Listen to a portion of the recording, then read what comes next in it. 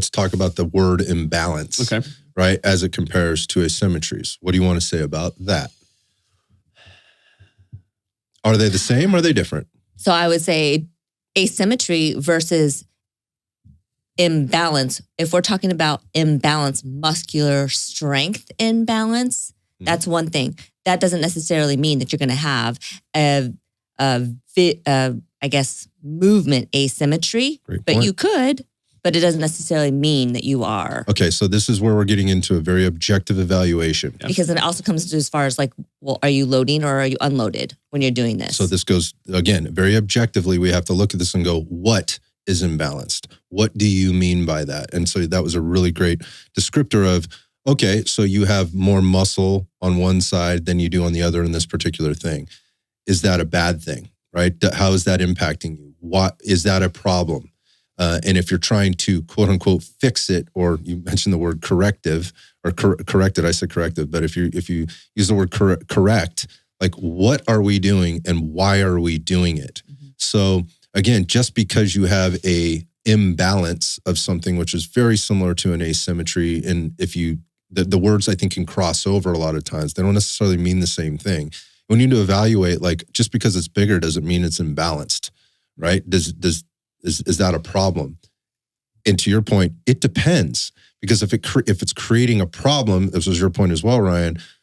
If it's creating a problem, if it's creating pain, if it's affecting other things within the quote unquote chain, right, that could be problematic, then we may need and want to address it.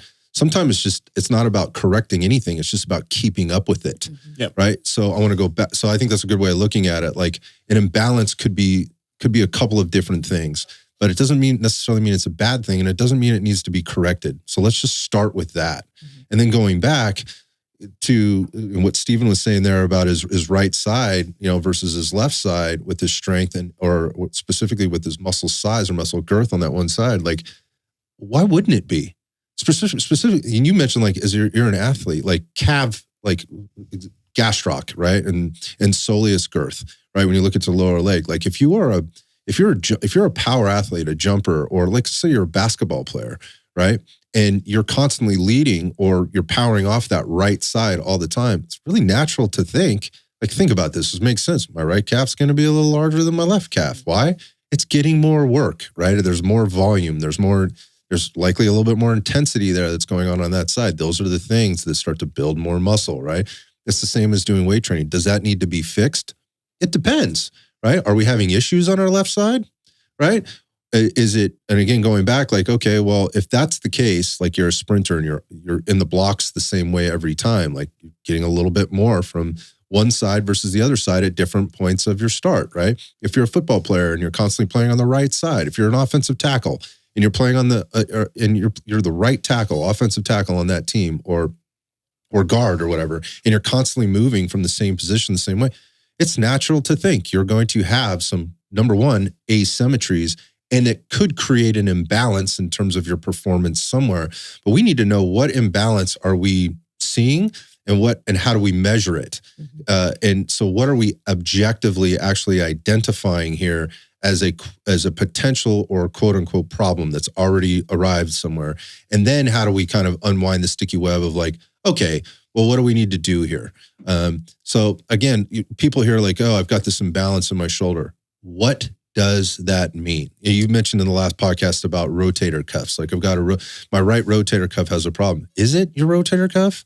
That's a whole other question. Yeah. Like, how do we know, right? Well, and I think that my brain now is going to where there's comparing, bring up the calf size, or, we think comparing left gastroc to right gastroc. So there's that kind of muscle imbalance. But then when we talk about something like the shoulder, a lot of the asymmetry or the imbalances that we see are these muscles that need to fire in ways that create a good mechanic at the shoulder. So like we've talked about, a rotator cuff issue might be an imbalance in your engagement of the muscles that move the scap, like the rhomboids or the serratus, things like that.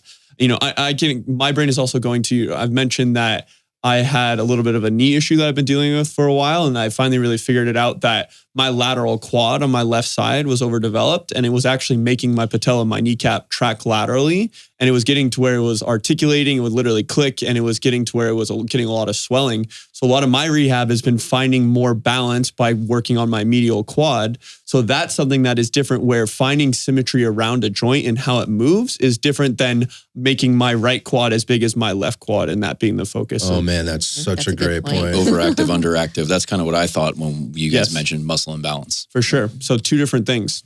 Yeah, but let's work from the platform of these are very natural things, and so again, we talk about nature versus nurture and how we can impact things. Like naturally, you're going to be that way.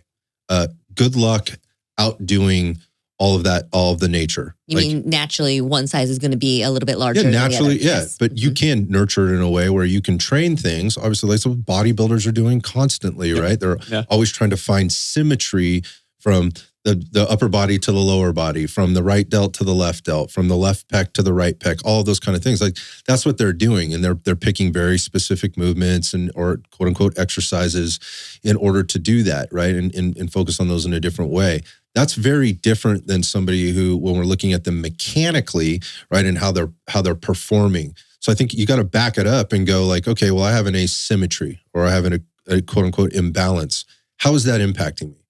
Because if it's not impacting me negatively and I'm performing at a very high level, what is the risk versus reward of trying to overcorrect this thing for the sake of feeling better about having a bigger right pec or a similar size left pec as I do a right pec? You have to make those decisions. I can't make those decisions for you. But what we could measure is maybe how that's impacting your performance in some way through doing a very objective evaluation, which has some very specific parameters that we can repeatably test and track and get some data on. So we can, is that what people are doing out there? That's not what they're doing out there. Like there are some strength and conditioning coaches or human performance coaches that are certainly doing that to help people perform better. But it doesn't start with correcting imbalances. It starts with the larger picture, which is like, what is my strength? What does my movement look like? Number one, like what is my, how do I do that? Then what does my strength look like? That's the foundation for all the things that we're going to be doing in terms of expressing the movement and the strength through like things like speed and power, right? So, when you start to break all this stuff down, like, again, I think it gets looked at with, there's too much of a blanket statement being made there. We have to actually look a little deeper. And if you don't have the ability to do that, because you don't have the knowledge or the education to do that, then I think people start to get lost in the sauce of like, what's the right exercise to fix this thing in the gym or when I'm in the weight room or on the field or whatever else. And I think people get lost. And I think that's kind of what's happened with the term imbalance, muscle imbalances, again, to the point where we've got entire training models being built around fixing this stuff. And what are we leaving on the table for somebody who's trying to, number one, just be healthier. Number two, maybe it is an aesthetics goal. Or number three, maybe it's more of a longevity or a performance goal. Like I'm trying to get better at this specific thing. And I know I'm going to be better at that thing when my time improves or my numbers improve or whatever. What is the objectively we're trying to get out of this? And so when, again, looking at imbalances, is it really that big a deal?